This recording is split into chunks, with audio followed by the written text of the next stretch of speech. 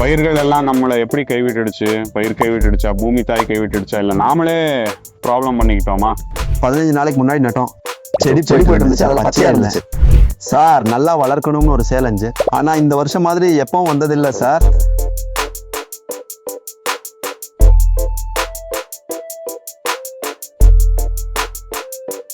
ஃபுல்லா பச்சையா வந்துடுச்சு. நல்ல டெவலப்மெண்ட், பூவெல்லாம் கொட்டாம பிடிச்சிருச்சு சார். வருஷத்தை விட இந்த வருஷம் செலவு கம்மி.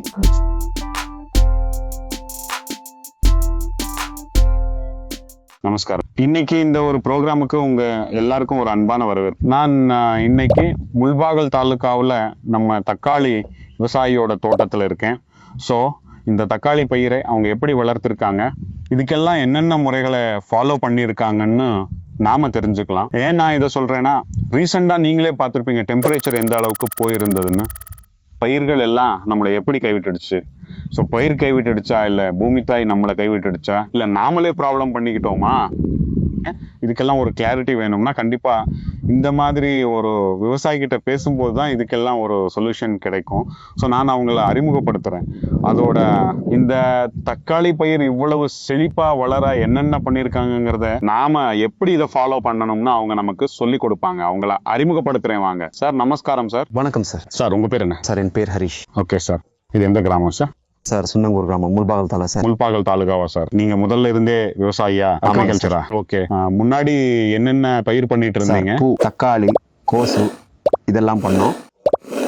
Okay sir. முன்னாடி பயிர் பண்ணும்போது நல்லா வளரணும்னா உங்களுக்கு என்னென்ன சேலஞ்சஸ் இருந்துச்சு? சார் நல்லா வளரணும்னு ஒரு சவால் இருந்துச்சு. ஆனா இந்த வருஷம் தான் இவ்வளவு வந்திருக்கு. இந்த வருஷம் தான் ஃபர்ஸ்ட் டைமா இருக்கு. அப்போ என்ன பிரச்சனைகள் இருந்தது? அப்போ ப்ராப்ளம்னா ரூட் போகாது, இங்கேயே உரம் போடுறது, பூ கொட்டுறது, இந்த மாதிரி ப்ராப்ளம் எல்லாம் ஆகிட்டு இருந்துச்சு. ஓகே. இந்த தடவை பூ கொட்டுறது இல்லை, ஃபுல்லா கிரீனிஷா இருக்கு. சார் எத்தனை ஏக்கர்ல தக்காளி போட்டீங்க? Sir 1.25 acre sir. 1.25 ஏக்கர். ஆமா சார். என்ன பவர் ரகம் அப் சார். பவர். ஆமா சார். சரி. இப்போ இந்த செடி வச்சு எவ்வளவு நாள் ஆகுது சார்? சார் 50 நாள் ஆச்சு. 50 நாள் ஆகுது சார். இப்போ இத பெட் போட்டு நீங்க செடி நட்டீங்க. ஆமா சார். நடும்போது ஏதோ செடி சரியா பிடிக்கலன்னு சொன்னீங்க, அதை பத்தி கொஞ்சம் சொல்லுங்க சார். சார் 15 நாளைக்கு முன்னாடி நட்டோம், செடி பிடிக்கல, வேற எல்லாம் போயிட்டு இருந்துச்சு. ஒரு யூனிஃபார்மிட்டி வராதுன்னு பிடுங்கி போட்டுட்டேன். பிடுங்கிட்டு திரும்பவும் நட்டேன்.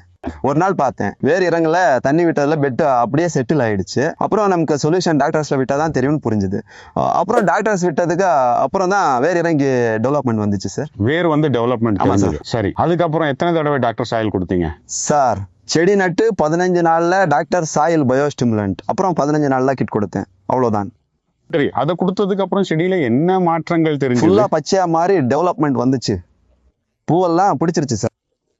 பூவெல்லாம் பிடிச்சிருச்சு. ஆமா சார். இதெல்லாம் எத்தனை நாளைக்கு ஒரு தடவை பண்றீங்க? சார் வாரத்துக்கு ஒரு முறை. முன்னாடி இது தக்காளி பயிரா இருந்துச்சு. 4 நாளைக்கு ஒரு தடவை சார். 4 நாளைக்கு ஒரு தடவை. சரி, உங்க தக்காளி பயிருக்கும் மத்தவங்க தக்காளி பயிருக்கும், ஆமா சார், அதுக்கும் இதுக்கும் உங்களுக்கு என்ன வித்தியாசம் தெரியுதுன்னு சொல்லுங்க சார். அதுல அந்த அளவுக்கு கிரீனிஷ் இல்ல, இது ஃபுல்லா கிரீனிஷா பூ செட்டிங் சார். சார் இப்ப இருக்கிற இந்த பூ காய்களை பார்த்தா உங்களுக்கு மகசூல் எந்த அளவுக்கு வரும்னு தோணுது? இப்போ இதுல மொத்தம் எத்தனை ஆயிரம் செடி சார்? சார் இது 7000 செடிக்கு தோராயமா எவ்வளவு அறுவடை வரும்னு தோணுது சார்? சைஸ் வந்ததும் தான் சைஸ் தெரியும். வந்த பிறகு எல்லாம் நல்லா வந்திருக்கு. செலவு அதிகமானு கேட்டீங்க. ஆமா சார். இல்ல சார், குறைஞ்சிருக்கு, கம்மியா இருக்கு. மத்த வருஷத்தை விட இந்த வருஷம் செலவு கம்மி. செலவு. ஆமா சார். ஓகே. அப்புறம் தண்ணி அதிகமா கேக்குதா? இல்ல சார். இல்ல சார்.